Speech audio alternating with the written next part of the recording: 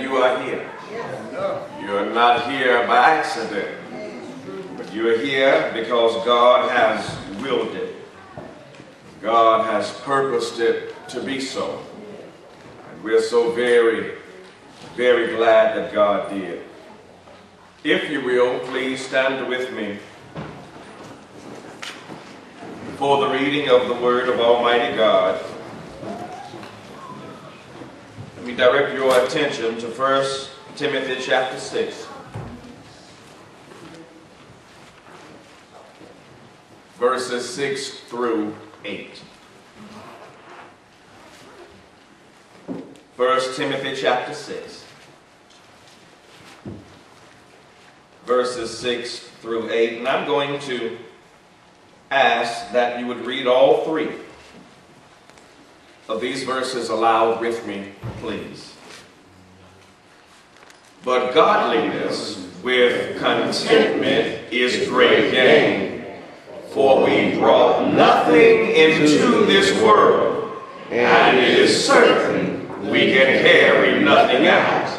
And having food and raiment, let us be therewith content. God bless you. God bless you.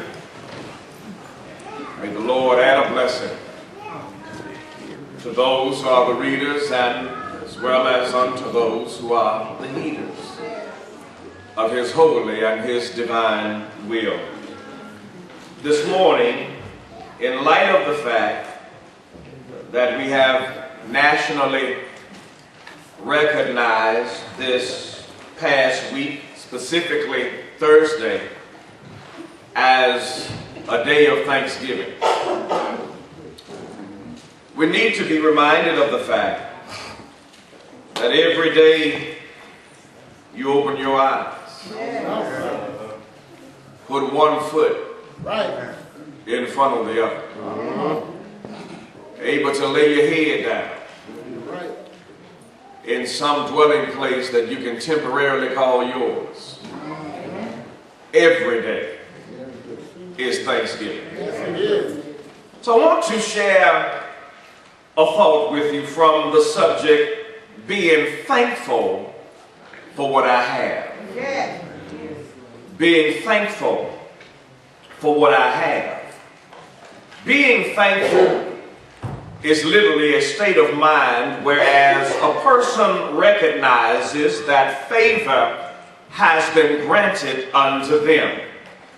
It's a state of mind, whereas the individual comes to the point of being grateful for what they have been granted.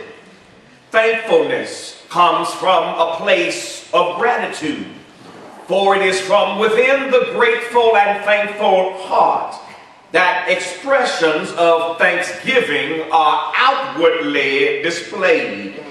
When people are truly thankful, they express their thanksgiving in various ways.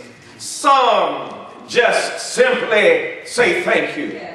Some will cry and cry out aloud. Some will stand still in a momentary comatose state, trying to come to grips with the fact that they have been recipients of such kindness and grace. Others will do all they can to return the favor unto those who have shown favor unto them. Then there are those who are so grateful and thankful that they literally live lives of thanksgiving. They look forward to just doing good to everybody at every opportunity.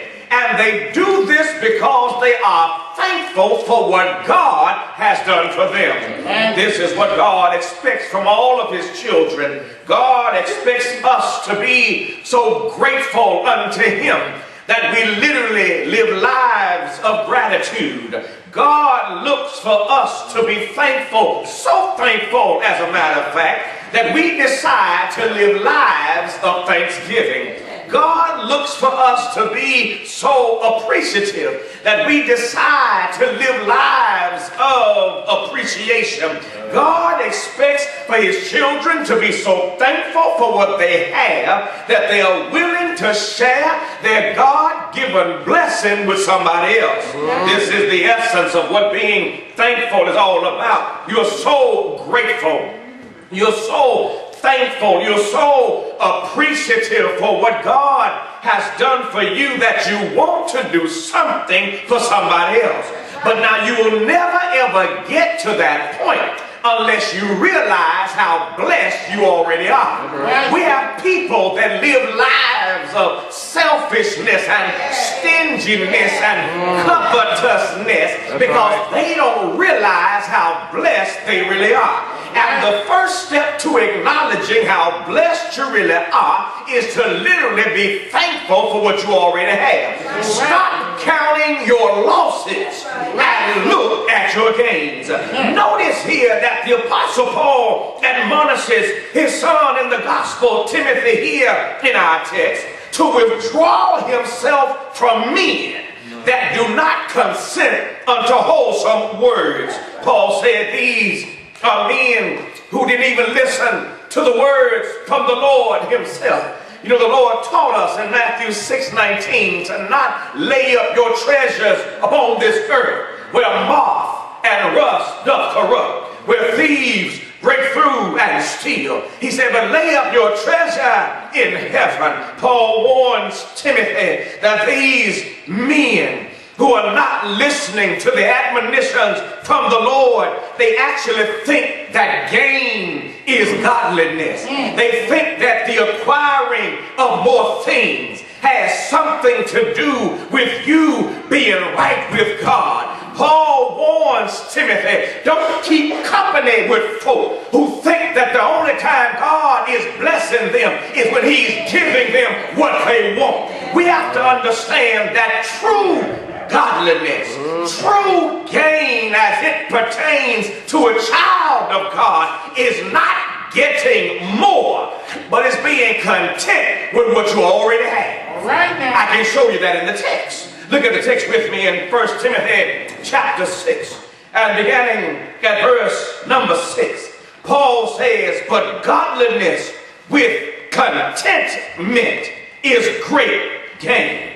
Real gain, real success is godliness coupled with contentment. Right. What are you saying, Paul? A child of God is increased when they learn to be thankful and satisfied with what they already have. Right. Hello, up in here. Right. The Lord teaches us that gain is not getting more, but gain is thankfully enjoying what you already have. You're looking a little funny here. But in this particular text, the Apostle Paul gives us 3 facts of life. Hello in here. That shows us why we ought to be thankful for what we have. I know Black Friday was last Friday. I know the doorbusters was yesterday, but none of that amounts to godliness or gain. You may have thought you had a good deal when you bought a $500 TV for $199. You may have thought you had a good deal when you bought a $50 copier for $19, but that has nothing to do with true gain. True gain is me looking at the TV I already have and saying, thank you, Lord, for the one that's already paid for. All right, sir. All right, sir. Paul gives us 3 facts of life. He's going to give us 3 facts of life that's going to help us learn this morning that true gain is not getting more, but it's being thankful for what you already have. We live in a materialistic society. We live in a world that tries to define me by what I have. What I have to learn as a child of God is I'm not defined by what I have. I'm defined by who has me. Long as I got Jesus, I'm good to go. Let me show you here. Paul gives us 3 facts of life that teach us that gain is not